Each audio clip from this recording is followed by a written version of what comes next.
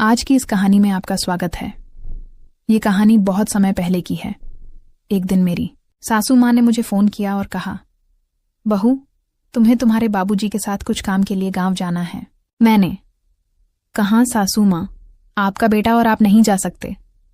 तब सासू माँ ने कहा, बहू, तुम जानती हो कि जब भी मैं कहीं घूमने जाती हूं तो मेरी तबीयत खराब हो जाती है और तुम्हारा पति यानी मेरा बेटा हमेशा अपने काम में व्यस्त रहता है या अपने आवारा दोस्तों के साथ शराब पीता रहता है।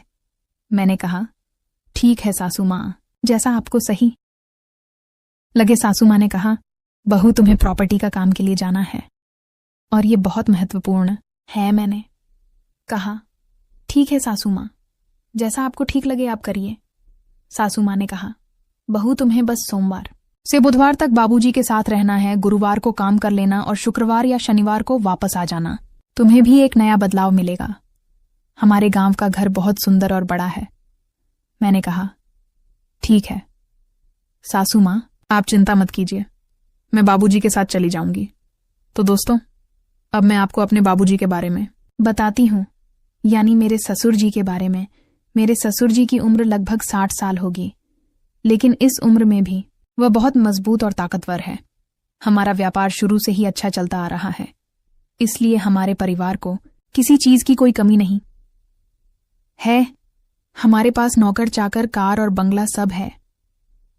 मेरी एक बेटी भी है, लेकिन वह टेस्ट ट्यूब प्रक्रिया से पैदा हुई है।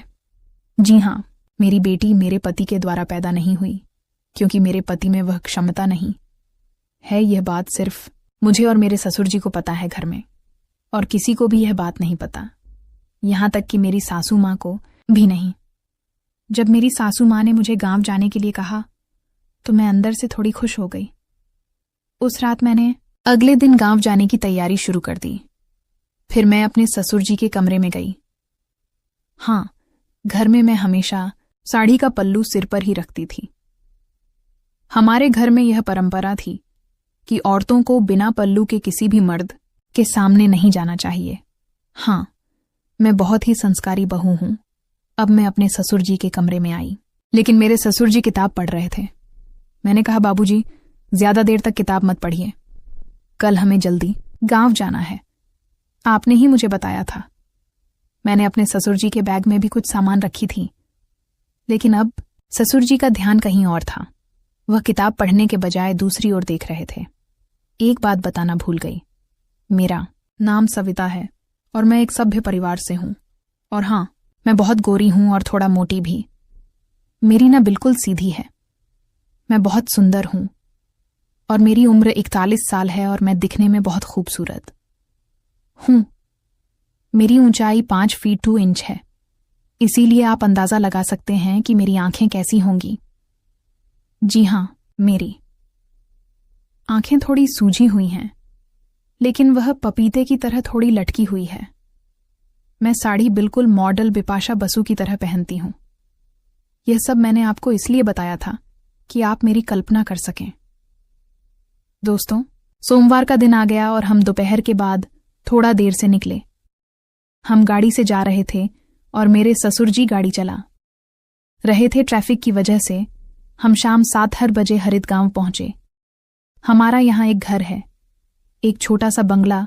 वह एक छोटे से पहाड़ पर स्थित है, लेकिन गाड़ी वहां तक जा सकती है।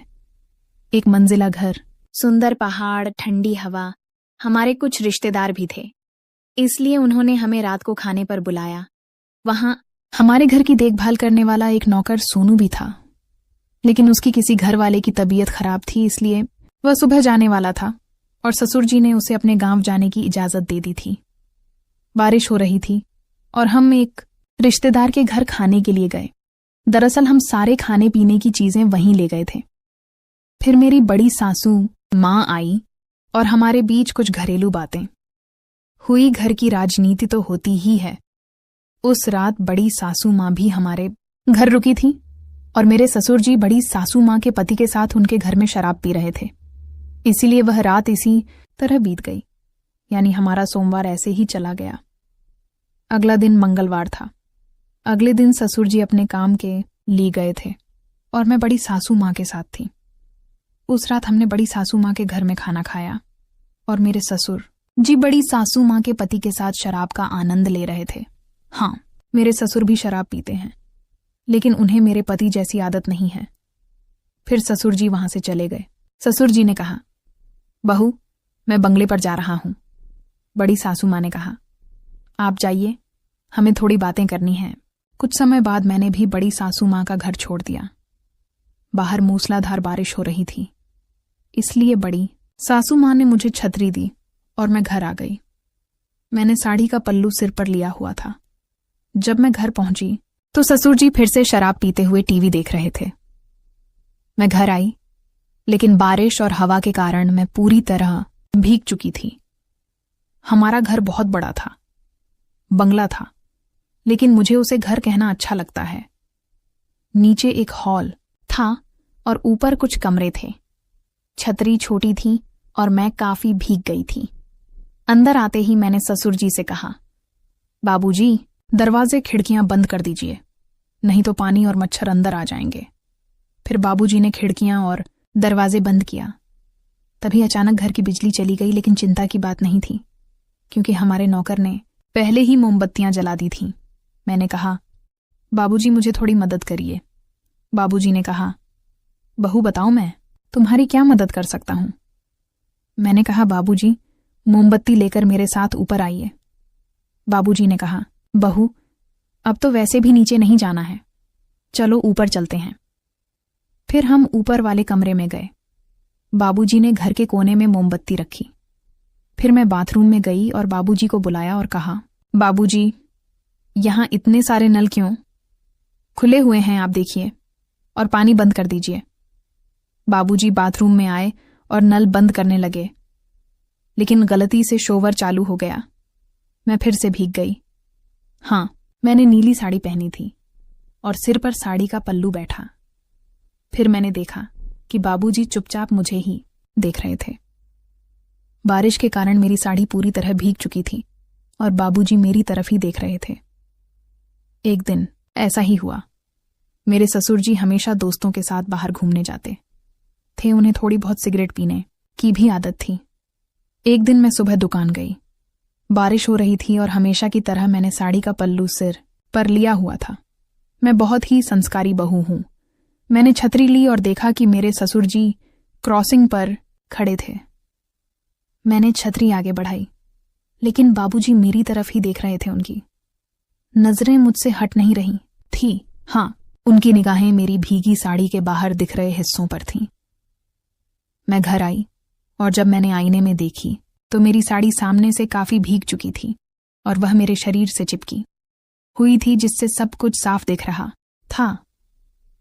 उसमें मेरी वर्दी भी दिख रही थी। साड़ी पारदर्शी होने के कारण मेरी खूबसूरती नजर आ रही थी। साड़ी पीछे से गीली थी। फिर मैं कुछ सामान लेकर घर की ओर निकल पड़ी। तब मुझे भी मजा आने लगा। मैं जानबूझकर बाबूजी के आसपास घूमने लगी। झाड़ू लगाते वक्त मैं नीचे झुकने का बहाना करती। किसी न किसी बहाने से मैं बाबूजी को अपना प्रदर्शन दिखाने लगी और बाबूजी भी हमेशा अपनी छिपी नजरों से मुझे देखते और मेरे सुदृढ़ शरीर को देखकर आनंद लेते। कुछ देर बाद बाबूजी यानी मेरे ससुर घर आए। मैं गीली हो चुकी थी और मुझे साड़ी बदलनी पड़ी। बाबूजी बैठे हुए थे। वहां एक अलमारी थी। मैंने कपड़े निकाले और उसमें रखी दूसरी लाल साड़ी निकाल ली। उसी कमरे में एक और कमरा था। मैंने पेटीकोट और सब कुछ लिया और दूसरी लाल साड़ी लेकर उस दूसरे कमरे में चली गई। ससुर जी बाहर बरामदे में सोफे पर बैठे थे। बाबूजी मुझे साड़ी बदलते हुए देख सके, इसलिए मैंने दरवाजा थोड़ा सा खुला रखी। फिर मैंने साड़ी बदलना शुरू किया। अब तक मैं बहुत गीली हो चुकी थी। जब मैं साड़ी बदल रही थी, मेरे ससुर चुपचाप मुझे देख रहे थे। मैंने भी उन्हें देखा, लेकिन नजरअंदाज कर दिया। साड़ी बदलते समय मेरी चूड़ियों की आवाज हो रही थी, जिससे ससुर थोड़े असहज हो गए थे। मुझे भी इस बात का आनंद मिल रहा था कि कोई मुझे चुपके से देख रहा है। फिर चाहे वह मेरे ससुर ही क्यों ना हो, लेकिन कोई तो मुझे देख ही रहा था। बाबूजी वहीं बरामदे में बैठे थे। मुझे पता था कि वह मेरी हरकतें देख रहे हैं। वह अपनी धोती में कुछ एडजस्ट कर रहे थे। मुझे पता था कि अब बाबूजी तैयार हो चुके थे।